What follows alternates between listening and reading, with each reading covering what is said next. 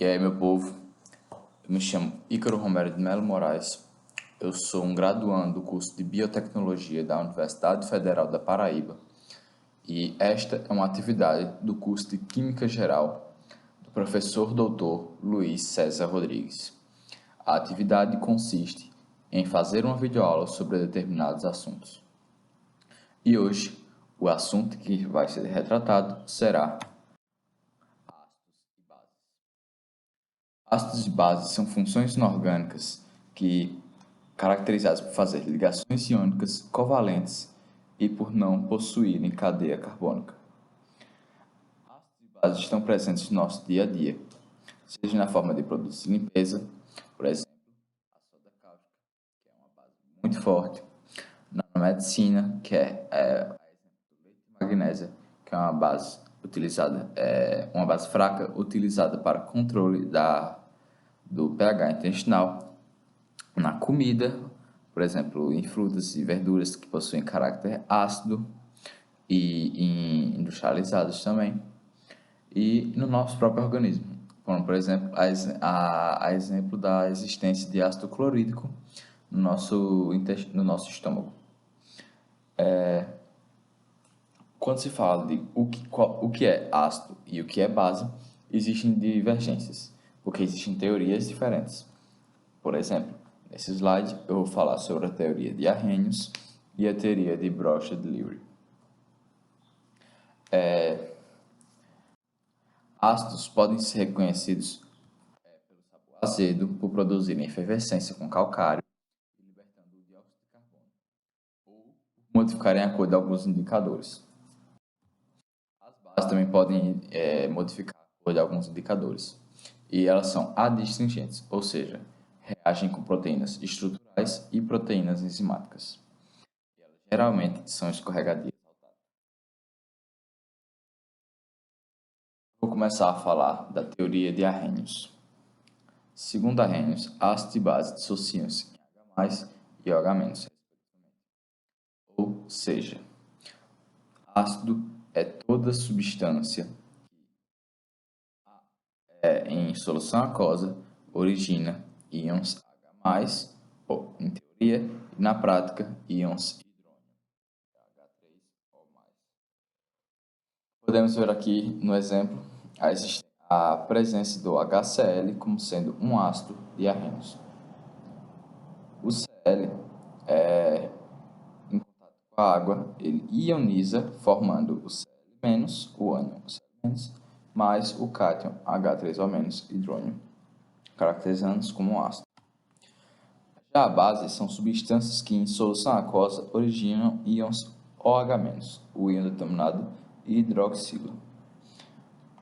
O NaOH, em presença é uma base muito forte, em presença do meio aquoso, ele se ioniza formando o íon Na+, o cátion, e o íon OH-, o ânion hidroxila. A quantidade de hidroxila no meio é o que determina quão forte ou quão fraca essa base é. No caso do NaOH, que é uma base forte, ela vai liberar muito OH no meio. Muito, muito, muito. Na teoria da Arrhenius existem certos problemas, pelo fato dela ser muito restritiva. Pelo fato de ele só trabalhar em solução aquosa, isso não é muito prático, porque existem esses casos de ácido de ácido e base que não necessariamente trabalham em soluções aquosas. E também a Arrhenius não incluía todas as substâncias que apresentavam, na prática, comportamento semelhante aos ácidos ou bases. Por exemplo, da amônia. A amônia, meio aquoso, libera NH4+, mais hidroxila, ou seja, um comportamento bastante parecido com uma base de Arrhenius. Porém, como não possui a presença de OH+, em sua composição, não caberia na definição de Arrhenius chamá-la de base, o que é ruim. Agora vou falar de outra teoria, a teoria de Bronsted-Lowry. Para eles, o que determina se a substância vai ser ácido ou base é doação ou a recepção de um próton, um íon H+. No caso do ácido, o ácido é a substância doadora de íons H+ a uma determinada base. Aqui, em que essa substância doa o H+ para a água, formando um ânion e o cátion hidrônio, caracterizando-se como ácido. Parece um pouco com a teoria de... No fim, parece com a teoria de Arrhenius, em que a substância doou o H+ e gerou um cátion hidrônio. No caso de Arrhenius, a substância de solução aquosa liberaria o hidrônio, mas não necessariamente a pessoa doadora. No caso da teoria de Brustolowry, abre espaço para o hidrogênio, a água também ser considerada ácido, como veremos daqui a pouco. A água, nesse caso, será considerada um ácido e como a substância que recebeu esse H+, será considerada como base. Percebe-se, então, que a água, nesse caso, se comportaria como um ácido, coisa que em Arrhenius não seria considerada. As reações de ácido e base de Arrhenius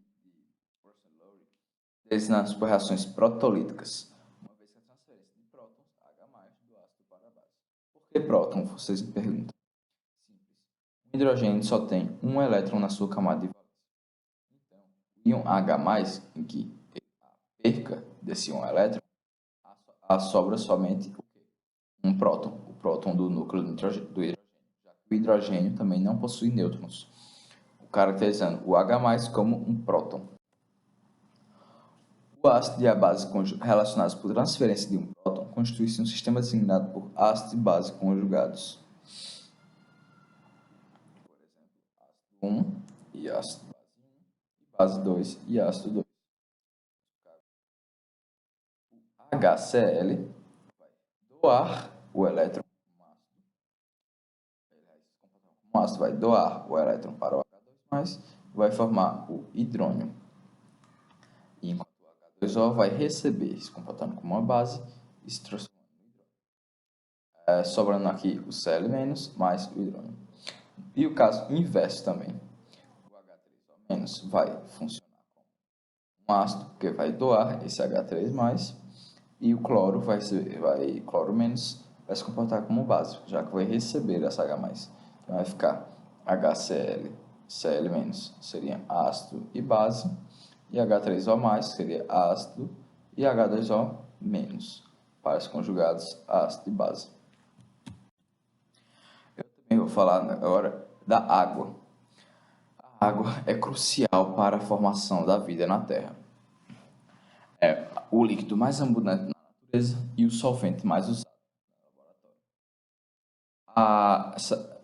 A água é considerada solvente universal e bastante utilizado no laboratório devido a uma dessas suas características, que é a capacidade de se auto-ionizar.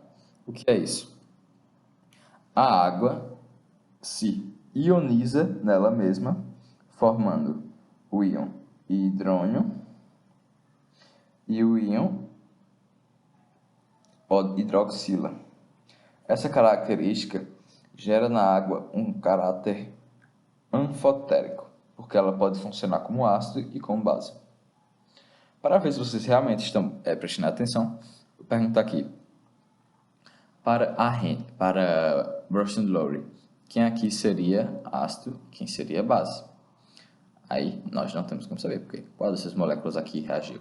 Não sabemos, mas sabemos que existe sim um ácido e uma base, porque dessas águas teve que transferir os elétrons para o outro, formando assim os íons aqui, que vão determinar o caráter se é ácido ou básico, ou no caso da água, os dois. Agora vamos partir para exercícios. Dadas as espécies químicas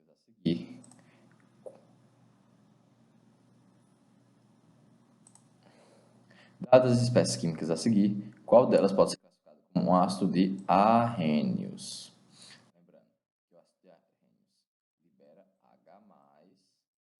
presença de água. Vamos ver aqui. Aqui já não tem H+ para liberar, cancela.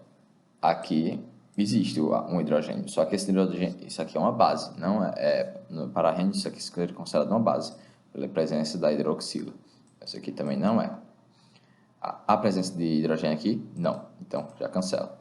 A presença aqui de hidrogênio, certo? E também há aqui. Aí você me pergunta, qual desses vai ser considerado um ácido de Arrhenius? E a resposta é a letra D. Por quê? Porque nesse caso é um ametal com um hidrogênio com um ametal, que se caracteriza como uma ligação covalente, que é a que se ioniza. Então, e no caso aqui será uma ligação iônica, que não vai ionizar. Ela vai se dissociar, não se caracterizando como um ácido. Então, a resposta vai ser letra D, posto que o HCl mais água formam H+ e Cl-. Letra D. Agora, essa questão aqui da Fundação Getúlio Vargas de São Paulo. A água participa em reações com diversas espécies químicas, que faz com que ela seja empregada como solvente e reagente. Além disso, ela toma parte em muitos processos, formando espécies intermediárias e mais reativas. HNO2 vai reagir com a água e vai formar NO2- e H3O+. Percebe-se já que, com a teoria do Lowry, quem doa elétrons é o ácido e quem recebe é a base. Nesse caso, podemos perceber que a água está recebendo elétrons, ou seja, ela está se comportando como base. Já pode-se eliminar essas duas alternativas. Na segunda fileira, nós temos a existência do ganho do NH3 de um hidrogênio, de um próton. Ou seja, nesse caso, a água vai estar se comportando como doadora, ou seja, como ácido. Já podemos eliminar essa aqui. 50% de chance agora. Agora, nesse caso aqui, nós temos o O2- mais a água formando duas hidroxilas. Ou seja, isso aqui está bastante básico. Nesse caso, a água doou um dos seus hidrogênios, se caracterizando como ácido de novo. Ou seja, temos uma base, ácido e ácido. Base, ácido e ácido, letra B de bola. E ficamos por aqui, pessoal. Muito obrigado pela sua atenção e até a próxima.